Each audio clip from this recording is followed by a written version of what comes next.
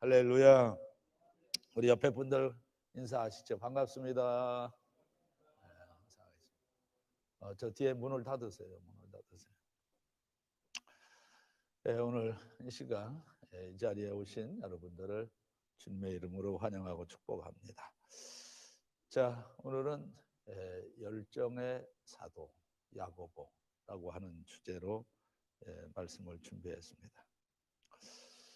미국의 존 메가더 목사님, 존 메가더 목사님은 이런 설명을 했어요. 야고보의 삶과 가장 잘 어울리는 핵심적인 단어가 있다고 하면 그것은 아마도 열심일 것이다. 그랬습니다. 열심, 패션이라는 것이죠. 성경에 나오는 그런 인물들 중에서 아마 어찌 보면 이 야고보가 가지고 있었던 그 열정, 그를 뛰어넘을 수 있는 열정의 사람이 아마 없었겠다 할 정도로 이 야고보 하게 되면 열정, 열심의 사도라 이렇게 말할 수가 있겠죠. 우리가 이 성경을 펴놓고 보면 그런데 열정이라고 하는 것도 문제가 될 때가 있어요. 왜 그러냐 하게 되면 그 불같은 열정을 통제하지 못하면 문제가 되는 것이죠. 그래서 우리가 열정을 보게 되면 통제가 가능한 열정이 있고요. 그런 반면에 통제가 불가능한 열정이 있다라고 하는 것이죠. 예를 들면 이제 열왕기하 10장 15절부터 17절에 나오는 사람이 있는데 여기 보면 예후가 그랬죠. 이 예후라고 하는 사람 우리가 특히 다 읽을 수는 없고요. 16절에 보면 성경은 이렇게 얘기를 하죠. 여호와를 위한 나의 열심을 보라 그랬죠. 이 예후라고 하는 사람은 항상 이렇게 떠들고 다녔어요. 뭐냐 하면 자기 자신은 여호와를 위한 열심을 가지고 있다라고 말을 한 것이죠. 자, 그런데 이 열심이 어떻게 사용이 됐는지는 그 한 절 더 가서 보면 금방 알 수가 있는데요. 사마리아에 이르러 거기에 남아있는 아합에게 속한 자들을 죽여 진멸하였으니 그랬죠. 뭐 우리가 다 금방 이해를 할 수 있겠네요. 뭐냐 하면 그 뜨거운 열정을 가지고 사람을 죽이는데 사용을 했다라고 하게 되면 그 열정은 좋은 열정, 선한 열정이라고 말할 수가 없는 것이죠. 그래서 이처럼 이렇게 통제가 불가능했던 열심을 가지고 있었던 그런 사람이 있다는 거죠. 그런 반면에 야고보는 불같은 사람이에요. 불같은 성격의 소유자라고 이렇게 말할 수가 있는데요. 그런데 이 야고보는 통제가 불가능했던 것이 아니라 통제가 가능했던 열정을 가지고 있었다라고 하는 이야기입니다. 그 내용이 이제 누가복음 9장입니다. 누가복음 9장 51절 말씀부터 보면 여기서 우리가 그 야고보의 성격을 한눈에 이렇게 볼 수가 있는데요. 54절에서는 자 이렇게 이야기를 하죠. 제자 야고보와 요한이 이를 보고 이르되 주여 우리가 불을 명하여 하늘로부터 내려 저들을 멸하라 하기를 원하시나이까 라고 얘기를 했어요. 그러니까 한마디로 말하면 불을 명하여 하늘로부터 내려 저들을 멸하라 하기를 원하시나이까. 그러니까 한마디로 말하면 이 야고보는 어떤 성격의 사람이냐 하게 되면 불같은 성격을 가졌습니다. 이 불같은 성격, 이 위험한 성격 아닙니까? 그런데 중요한 것은 그 불같은 성격이 철저하게 하나님의 은혜 안에서 통제가 되었다. 통제가 되다 보니까 선하게 사용이 되었다라고 하는 것이죠. 자, 우리가 뭐 이 불조심을 해야 되겠죠. 이 불이라는 것이 그렇잖아요. 불이라고 하는 것이 여러분 온 집을, 산을 전체 순식간에 이렇게 다 태워버릴 수 있죠.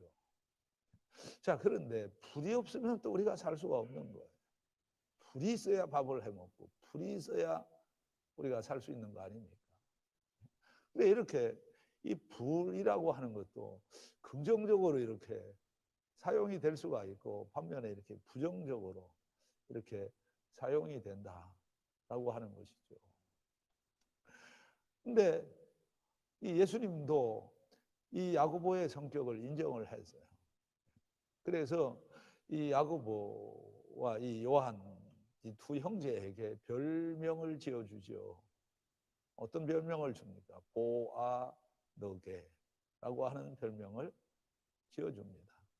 보아너게라고 하는 말을 성경에 보니까 우리의 아들이라, 천둥번개 같은 성격의 소유자다라고 얘기를 한 것이죠.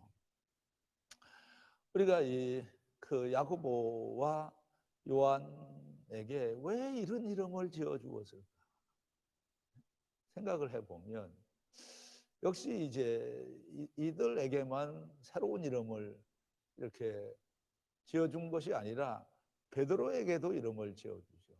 베드로, 우리가 베드로라고 얘기를 하지만 본명은 시몬이죠.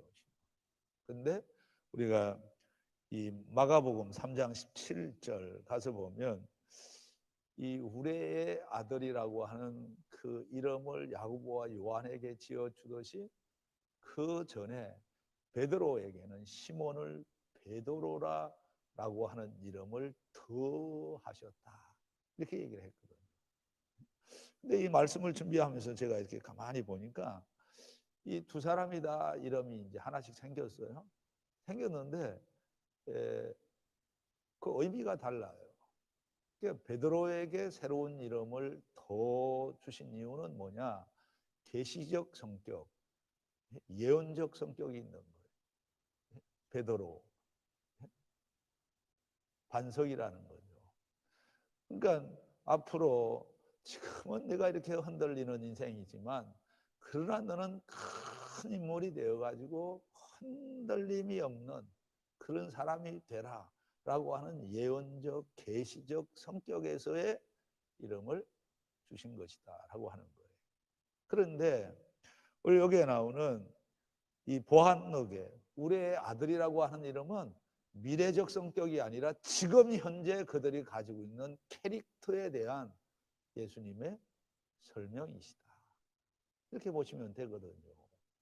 그게 그들의 성격의 현 주소라는 거예요. 그러니까 어떻게 보면 이 불같은 성격, 자, 이게 자칫 잘못 사용이 되게 되면 엄청난 해가 되는 것이죠. 그런데 중요한 건 철저하게 이 야고보의 이 불같은 성격이 하나님의 은혜로 통제가 되다 보니까 파괴적인 삶을 살게 된 것이 아니라 건설적인 삶을 살게 되는 주인공이 되었다라고 하는 거예요. 그래서 제가 오늘 한 3가지 정도를 소개를 해보려고 하는데 그 불같은 성격의 소유자가 그 불같은 성격을 가지고 무엇을 했을까? 이 점이 우리가 눈여겨볼 대목이라는 거죠. 첫 번째는 그 불같은 열정, 열심, 그 패션이 바로 복음을 전하는데 사용이 되었다라고 하는 이야기입니다. 누가복음 9장 54절의 말씀을 우리가 배경으로 한번 다시 이제 볼 필요가 있겠어요. 조금 전에도 우리가 이제 본 내용이지만은, 그러니까 왜 이 야고보와 요한이 왜 이런 이야기를 했을까? 하는 걸 생각을 해야 되는 거예요. 근데 이 배경이 어떤 배경이냐 하게 되면 예수님께서 이제 그 사마리아를 거쳐서 예루살렘으로 이제 가고 계시는 중이죠. 가고 계시는 중인데 예수님이 이제 예루살렘에 가시는 이유는 뭐냐면 유월절을 지키기 위해서 이제 올라가시는데 중요한 의미가 있어요.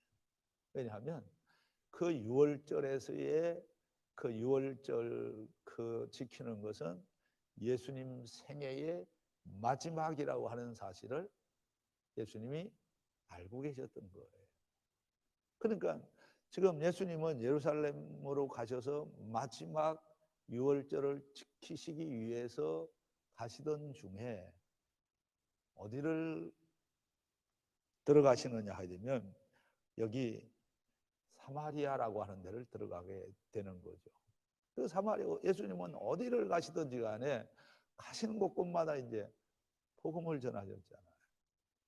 열심히 이제 예수님께서 복음을 전하시는데 이 사마리아 사람들이 시큰둥하거든요. 반응이 없는 거예요. 반응이. 그때 이 야고보와 요한이 화가 났던 거예요. 불같은 성격이 표출이 된 거예요.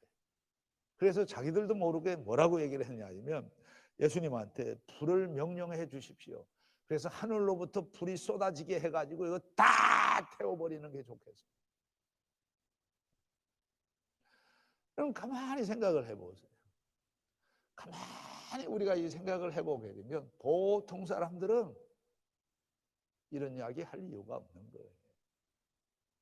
그러나 야고보의 마음속에는 늘 어떤 생각을 가지고 있느냐 하면 예수님이 복음을 전하시게 되면 그 복음을 듣고 구원을 받았으면 좋겠다라고 하는 구원, 이 복음 전파에 대한 열망이 누구보다도 더 뜨거웠다라고 하는 거예요. 이걸 우리에게 보여주는 그런 대목이다라고 하는 것이죠. 사마리아 사람들이 좀처럼 복음을 받아들이지 않은 데는 이유가 있는 거예요. 뭐 서로가 이제 유다와 유대와 이 사마리아가 뭐 앙숙이라 이런 표현을 뭐 꼭 써야 될 필요는 없지만, 그러나 이스라엘 사람들이 이 사마리아 사람들은 상대를 안 했죠. 순혈 민족이 아니라 혼혈 민족이라고 해가지고 아주 이제 좋게 생각을 안 한 거죠. 그래서 이 이스라엘 사람들은 웬만하면 여행을 하면서도 사마리아 땅 밟는 것 자체가 불결하다 생각을 해서 지나가지를 않은 거예요. 그 배경이 우리가 요한복음 4장 9절에 가서 보면 예수님이 이제 수가성 여인을 만나게 되는데요. 이 표현을 한번 읽어보세요.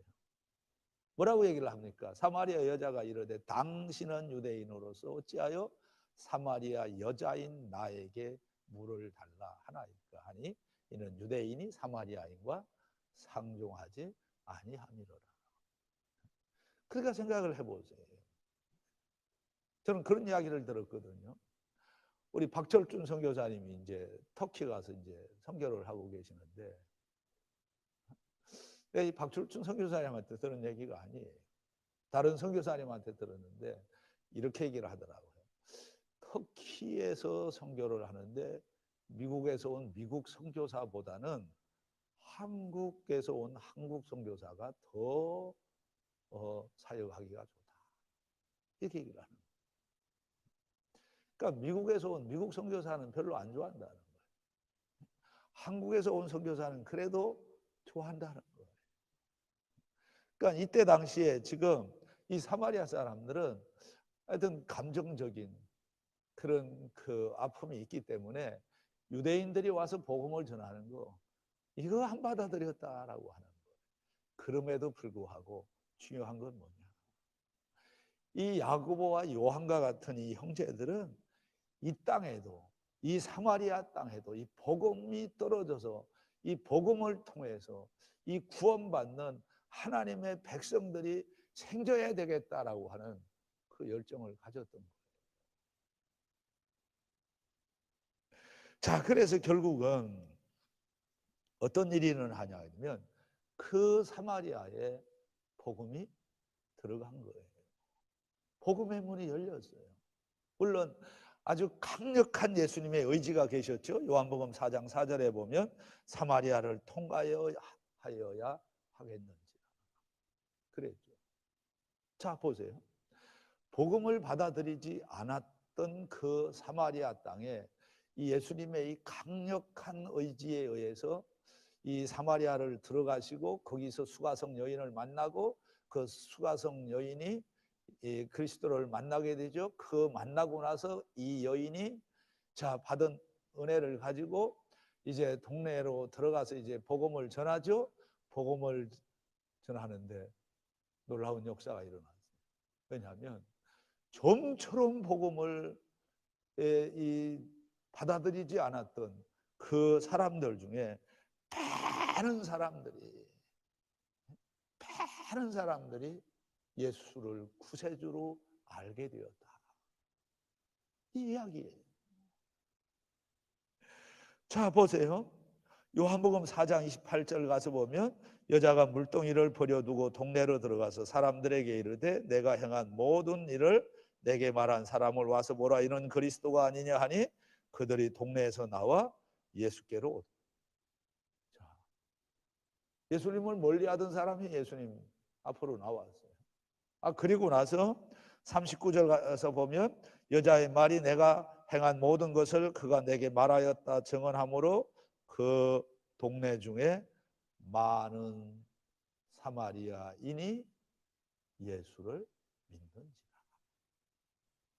아니, 설교를 도대체 어떻게 듣는 거예요? 아니, 이렇게 하다가도 여기 얼마나 사마리아에 있는 많은 사람들이 예수를 믿는지라 할 때 하면 같이 읽든지 아니면 아멘을 하든지 둘 중에 하나는 해야 되는 거 아니에요? 아니, 이게 정말 우리나라 사람들이 이렇게 이제 복음을 받아들였다 그러면 얼마나 이게 정말 놀라운 일입니까? 근데 42절 가서 보면 아주 귀한 고백이 터져나와요. 그 여자에게 말하되 이제 우리가 믿는 것은 내 말로 인함이 아니니 이는 우리가 친히 듣고 그가 참으로 세상의 구주인 줄 알미라 하였더라. 할렐루야. 보세요. 이런 역사가 일어난 거예요. 그러면 이렇게 지금 보세요. 이 사마리아 복음을 받아들이지 않던 이 땅에 어떻게 이 복음이 들어갔느냐?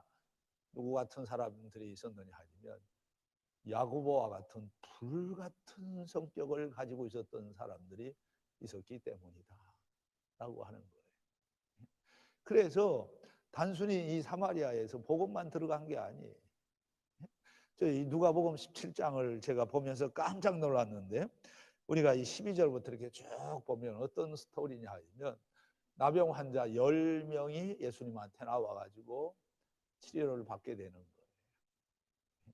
근데 저희 이 누가복음 17장을 보면서 다 깨닫는 것이 뭐냐면 감사의 마음을 갖고 살고 항상 감사합니다 하는 마음을 표시하는 사람은 10명 중에 하나다.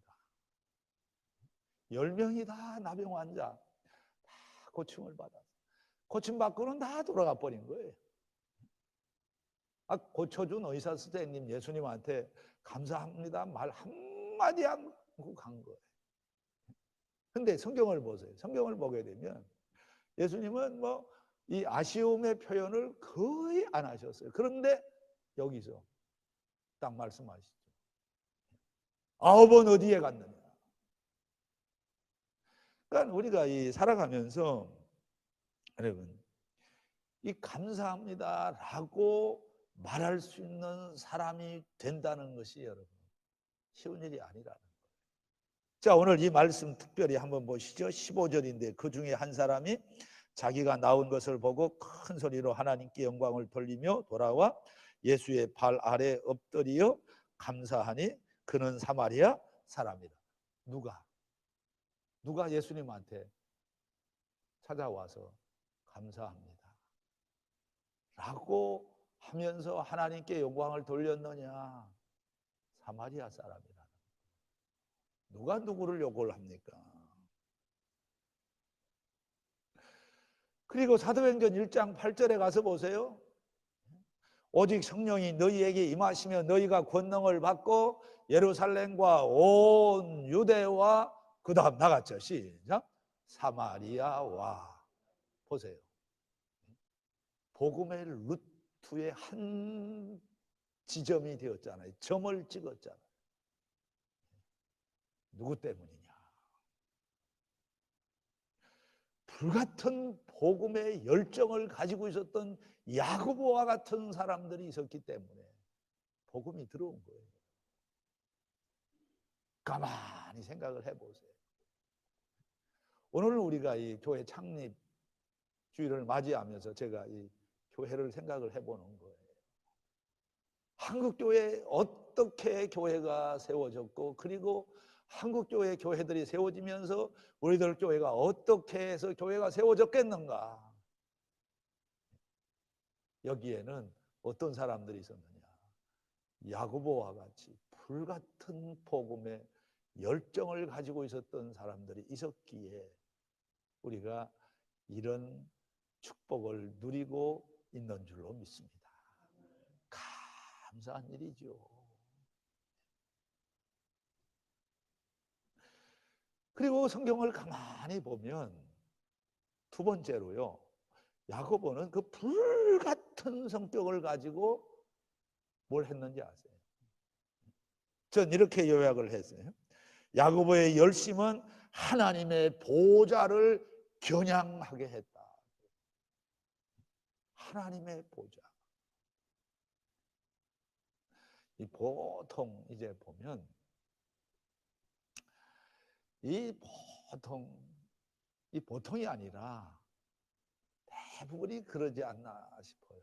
뭐냐 하면 교회를 왜 나올까? 사람들이 왜 교회를 나올까? 아마도 1차적인 이유는 예수 믿고 좀 잘 됐으면 좋겠다. 예수 믿고 출세하고 예수 믿고 부자 되고 예수 믿고 잘 살고 하는 그런 어떤 간절함, 이런 것들이 있지 않나 하는 생각을 해보는 거죠. 저는 그게 나쁜 거라고 생각을 안 합니다. 그리고 또 우리가 정말 제대로 믿음 생활을 하면 하나님이 그런 은혜를 다 주시는 거예요. 그런데 거기서 끝나면 안 된다고. 은혜를 받고 복을 받았으면 그 다음에는 어떻게 해야 되냐면 하나님의 보좌, 하나님의 나라를 생각을 해야 돼요. 근데 야고보는 어떤 사람이냐 하게 되면 저도 다시 성경을 보면서 깜짝 놀랐는데 뭐냐 하면 이미 살 만한 여유가 있었던 거예요. 정치적으로나 사회적으로나 경제적으로나 안정이 된 그런 사람들이다라고 하는 거예요. 그러니까 단순히 뭐 예수 믿고 복을 받기 위해서 예수님 따른 것이 결코 아니라고 하는 사실, 이게 밝혀졌다라고 하는 거예요. 우리가 마태복음 20장 20절 말씀부터 이렇게 보면 그때 세베대의 아들의 어머니가 그 아들들을 데리고 예수께 와서 설하며 무엇을 구하니? 자, 21절은 같이 읽어요. 시작. 예수께서 이르시되 무엇을 원하느냐 이르되 나의 이 두 아들을 주의 나라에서 하나는 주의 우편에 하나는 주의 좌편에 앉게 하소서. 웬만하면 성경을 읽으면서 비판하지 말고 읽어야 돼요. 어떤 신학자들은, 어떤 또 목사님들은 아주 비판적으로 이걸 보는 경우가 있어요. 그러니까 예수님이 이제 권력을 잡게 되면 바로 하나는 이 하나는 주의 우편에 하나는 좌편에, 이게 뭐냐 하면 이게 두 번째 세 번째 자리에 앉혀주세요. 이런 정도로 생각을 하는 사람들이 있다는 거예요. 너무 아쉬운 거죠. 너무 아쉬운 거예요.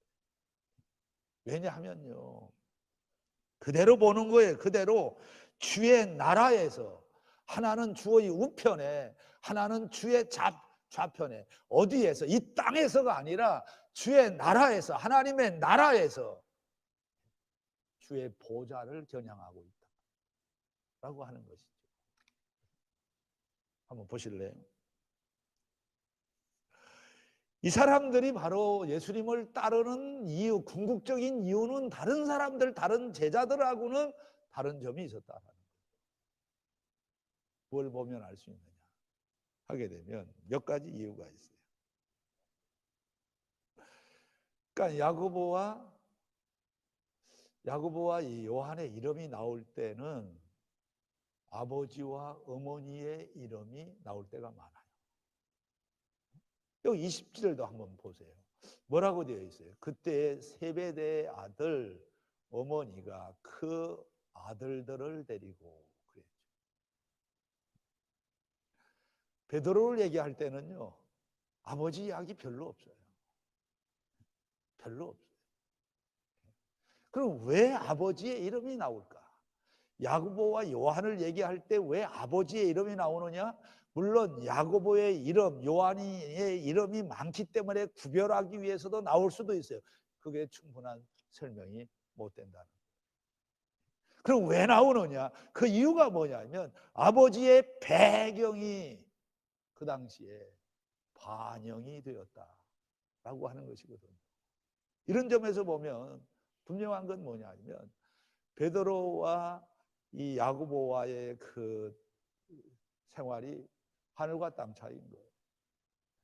훨씬 야고보와 요한의 가정이 훨씬 더 부유한 가정이다. 그래서 제가 얘기했잖아요. 사회적으로나 경제적으로 부러울 것이 없는 여유 있는 부유한 삶을 살고 있었다라고 하는 거예요. 자, 그런데 한번 보세요. 마태복음 27장 56절을 한번 같이 읽어보면 좋겠어요. 자, 같이 읽어봅니다. 시작. 그 중에는 막달라 마리아와 또 야고보와 요셉의 어머니 마리아와 또 세베대의 아들들의 어머니도 있어요. 자, 아버지도 유명하지만 신앙적으로 볼 때 그 어머니도 아주 유명한 사람이에요. 그런데다가 보세요. 요한복음 18장 15절 16절인데요. 자, 한번 읽어보면 보세요. 자, 같이 읽어봅니다. 시몬 베드로와 또 다른 제자 한 사람이 예수를 따르니 이 제자는 대제사장과 자 보세요. 그때 당시에 보통 사람들이 대제사장과 대제사장을 알 수가 없어요. 대제사장과 교제할 수가 없는 거예요. 근데 예수님의 제자들 중에 대제사장과 안면이 있고 교제가 있고 부탁하면 들어줄 수 있는 그런 관계의 사람이 있었다는 거예요. 바로 그게 누군지 아세요? 여기 이렇게 얘기하죠. 시몬 베드로와 또 다른 제자 한 사람이 그랬죠. 이게 요한입니다. 야고보의 형제 요한이에요.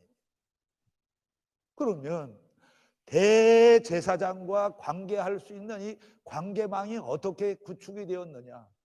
대부분의 신학자들은 이렇게 보는 거예요. 아버지 때문이다. 아버지 세배대 때문에.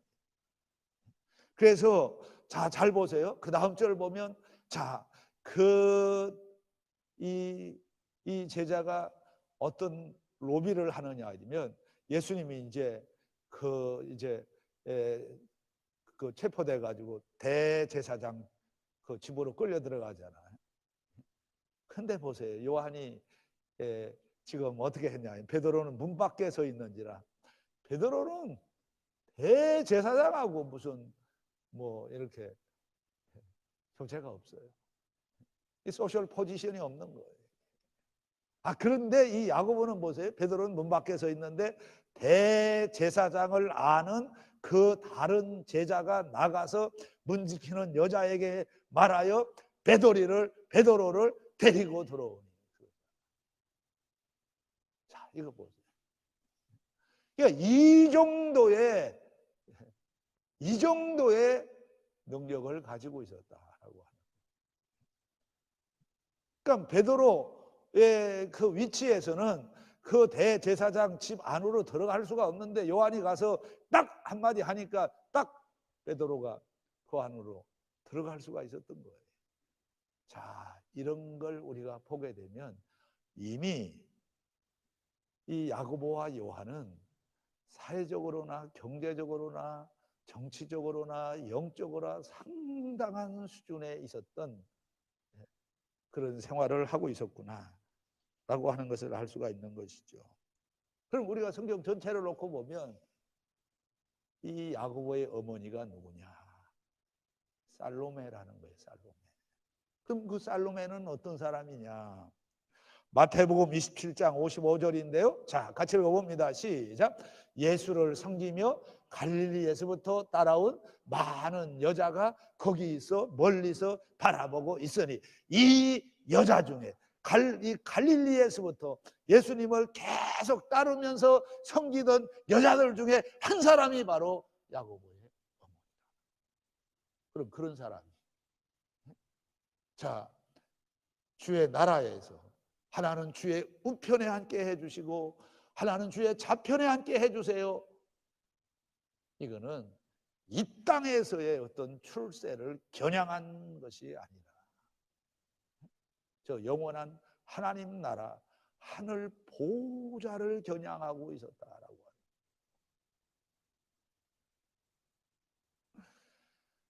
그러니까 이 세상에서의 출세를 위해서 예수님 따른 게 아니에요. 하나님 나라에서. 여러분, 이런 열심이라고 하면 이 열심이 나쁜 열심입니까? 그리고 하나가 더 있습니다. 이 야고보의 뜨거운 불같은 그 열정을 가지고 뭘 했느냐? 교회를 교회되게 했습니다. 교회를 교회되게 했습니다. 교회를 교회되게 했는데 자, 오늘 말씀 5절을 봅니다. 자, 여러분 5절 말씀 같이 한번 읽어봅니다. 시작.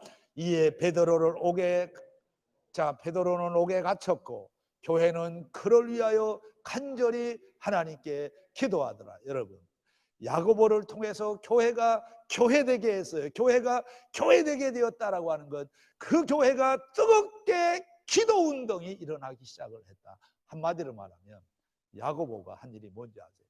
그 뜨거운 열정 때문에 교회에 기도의 불을 붙여놓았다라는 거예요. 그러면 무엇이 교회가 기도하게 만들었느냐? 무엇이? 오늘 2절에 보면 바로 이것 때문이죠. 요한의 형제 야고보를 칼로 죽이니 순교입니다. 야고보가 여러분 이 12사도 중에 최초의 순교자라고 하는 사실을 아셔야 돼요. 평신도 중에 최초의 순교자는 스데반입니다. 반면에 사도 중에 최초의 순교자가 누구냐? 야고보라. 그러면 이 야고보의 이 순교를 통해서 교회에 어떤 영향력을 끼쳤느냐? 교회를 교회되게 했다 그 말이에요. 그래서 우리는 이 점을 알아야 돼요. 교회의 역사는 순교의 역사다 라고 하는 거예요. 교회가 그냥 세워지는 게 아니에요.